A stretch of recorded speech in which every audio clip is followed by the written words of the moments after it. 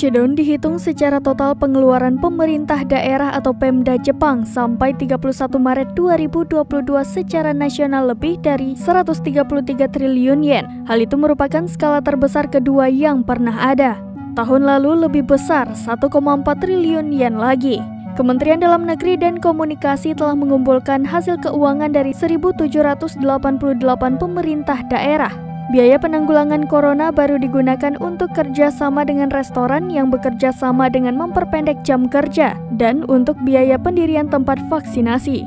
Namun menurut Kementerian Dalam Negeri dan Komunikasi Jepang, sebagian besar sumber dana ditanggung pemerintah dan oleh karena itu tidak ada dampak yang signifikan terhadap keuangan pemerintah daerah. Tidak ada pemerintah daerah yang mengalami kebangkrutan finansial selama 8 tahun belakangan ini berturut-turut.